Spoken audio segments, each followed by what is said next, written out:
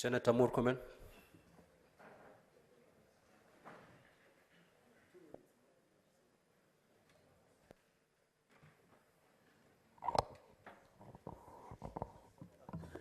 Thank you.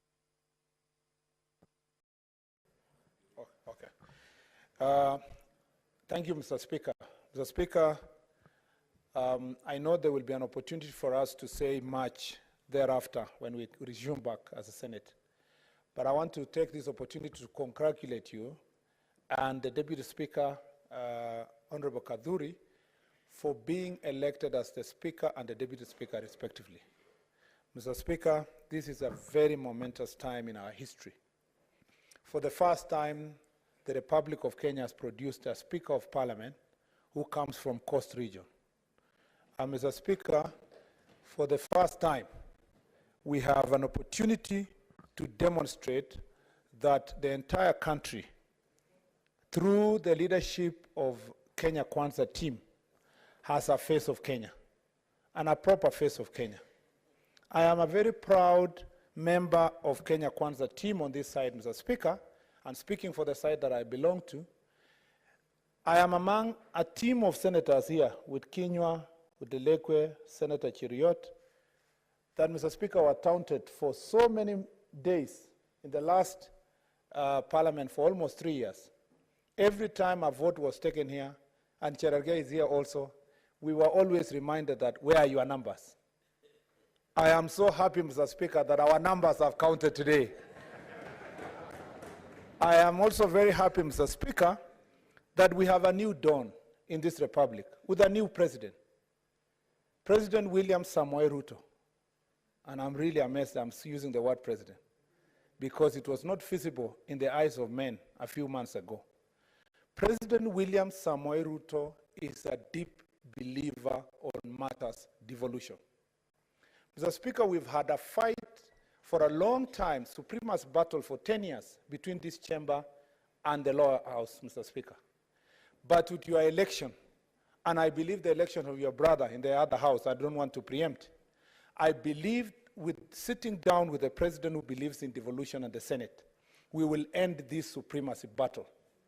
And the beginning of that ending, Mr. Speaker, is for both you and your brother in the National Assembly to sit down, instruct the lawyers who went to court in National Assembly and the Senate to record a consent, Mr. Speaker, on the operation of Article 110 of the Constitution on movement of bills from both houses of Parliament. Mr. Speaker, if you allow me just 1 minute, because that's extremely important as a former leader in this House. Mr. Speaker, that will be, and in fact, because I am privy to some conversation you have already had with the President and your brother who is garnering for position National Assembly. If that can be done by next week, it will be a quick win on matters of devolution and the stature of the House of Senate in this republic. Mr. Speaker, for far too long, this House has always prayed that they have a leadership that believes in strengthening devolution and protecting the functions of senators. There is a pending miscellaneous bill in this, Mr. Speaker. There is a pending, Mr. Speaker, bill in this House, for both houses, that deals with oversight responsibilities of this House. Again, that will be a quick win that will make this Senate a strong Senate.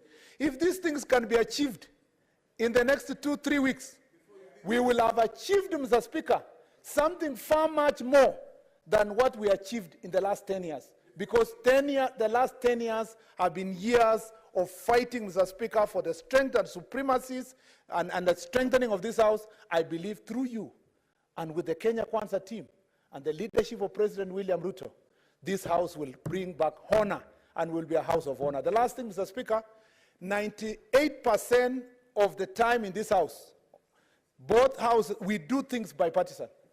It is rare that we will disagree, because devolution in Elgeyo Marakwet is devolution in Kilifi.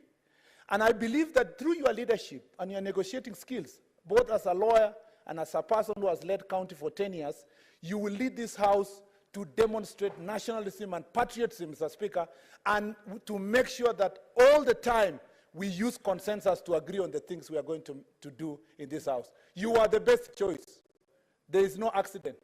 You've been elected by these men and women, but also God has permitted you to lead because it's the right time for you to lead this Senate. Thank you, Mr. Speaker. Senator Soipan.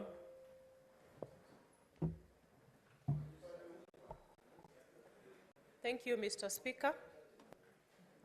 Allow me to take this opportunity to give my hearty